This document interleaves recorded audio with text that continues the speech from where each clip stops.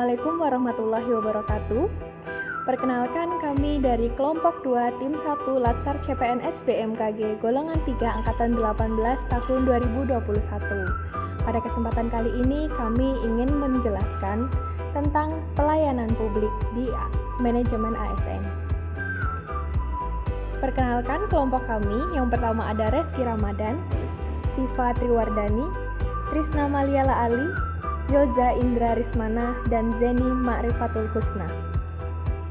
Di kesempatan kali ini kami ingin menganalisis artikel "Kita harus belajar banyak dari Jepang". Apa saja sih hal-hal yang bisa kita pelajari dari Jepang? Poin pertama yang bisa kita ambil yaitu melaksanakan pelayanan publik dengan berdedikasi dan non-diskriminatif. Prasyarat yang harus dimiliki Indonesia yaitu melaksanakan pelayanan publik dengan dedikasi tinggi dan selalu menerapkan asas-asas dasar etiket dalam setiap pelayanan yang diberikan. Dan alternatif kebijakan yang bisa dilakukan yaitu menciptakan pelayanan publik yang non-diskriminatif dengan tujuan agar pelayanan publik yang diberikan kepada masyarakat tidak membeda-bedakan golongan mereka. Yang kedua, yaitu bekerja dengan tanggung jawab penuh serta selalu memperhatikan hal detail. Prasyarat yang harus dimiliki Indonesia yaitu selalu menerapkan nilai aneka dalam setiap tugas pelayanan publik yang diberikan kepada masyarakat. Alternatif kebijakan yang bisa dilakukan yaitu dengan membangun kesadaran pribadi bahwa sebagai pelayan publik, maka kita perlu melakukan pekerjaan dengan penuh tanggung jawab serta selalu detail sebagai bentuk profesionalisme kita sebagai pelayanan publik. Lalu hal ketiga yang bisa kita ambil yaitu melaksanakan tugas pelayanan dengan profesional dan selalu mengedepankan kesederhanaan. Dengan prasyarat yang harus dimiliki yaitu menanamkan nilai-nilai aneka dalam setiap tugas sebagai pelayan publik dan selalu menerapkan kesederhanaan dalam kehidupan sehari-hari. Alternatif kebijakan yang bisa dilakukan, memberikan reward and punishment yang seimbang, serta memberikan fasilitas yang memadai untuk para aparatur.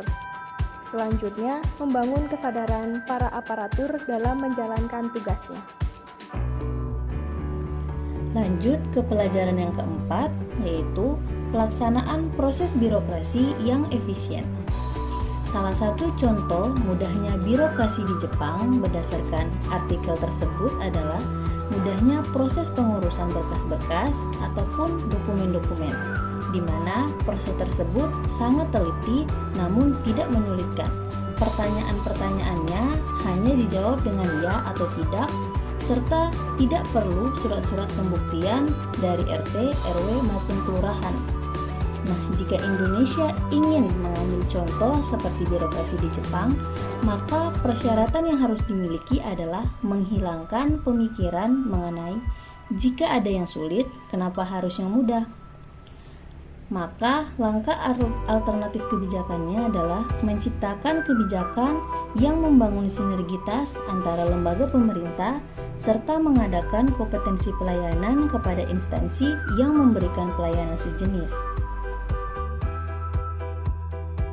Pelajaran yang kelima yaitu ASN yang unggul, di mana di dalam artikel disebutkan bahwa para pegawai di Jepang sangat menjunjung tinggi profesionalisme. Hal ini bisa dilihat dari kesanggupan para pegawai untuk duduk berjam-jam, berkonsentrasi, dan menatap monitor ketika bekerja. Semua itu dilakukan untuk menciptakan pelayanan publik yang berkualitas. Nah, jika kita mau seperti pegawai Jepang, maka persyaratan yang harus dimiliki Indonesia adalah memiliki kompetensi dan kualifikasi ASN yang unggul agar dapat menjalankan tugas dan fungsi pokok sebagaimana mestinya. Untuk alternatif kebijakan, yaitu melaksanakan pelatihan kepada calon ASN sesuai kualifikasi bidangnya, serta melakukan pengembangan kualifikasi tugas pokok dan fungsi jabatan secara berkala. Pelajaran yang keenam adalah terintegrasinya pelayanan publik, di mana di dalam artikel salah satu contohnya yaitu mengenai sistem network yang sangat baik dari kepolisian. Ketika ada salah satu warga yang ditahan oleh polisi, maka tidak ada gunanya untuk lari kemanapun, sebab polisi akan menemukan dimanapun mereka berada. Nah, hal ini tidak lain karena fungsi kontrol dan pengambilan keputusan dari pihak kepolisian yang sangat baik. Nah, agar kita mampu mengikuti salah satu contoh baik ini, maka Indonesia harus memiliki kapabilitas pemanfaatan informasi dan teknologi yang digunakan secara maksimal dan terintegrasi dalam melayani masyarakat. Kemudian, alternatif kebijakannya yaitu membangun kebijakan yang dapat menyusun pembangunan infrastruktur pelayanan publik dalam bidang informasi dan teknologi yang saling terintegrasi. Pelajaran terakhir yang bisa kita ambil dari pemerintahan Jepang yaitu pelayanan publik yang berorientasi lingkungan. Jepang merupakan kota besar dengan jumlah penduduk terbesar sedunia, mengalahkan New York.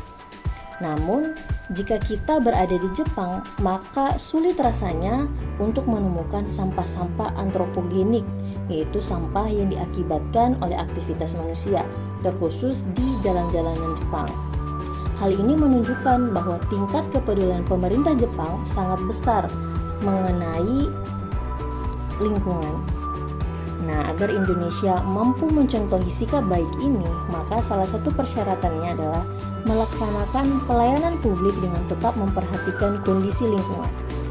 Adapun alternatif kebijakannya yaitu membangkitkan jiwa pelayan publik bagi ASN serta membangun kesadaran publik untuk menyampaikan saran, kritik, dan pengaduan agar terciptanya kebijakan yang bersifat dua arah.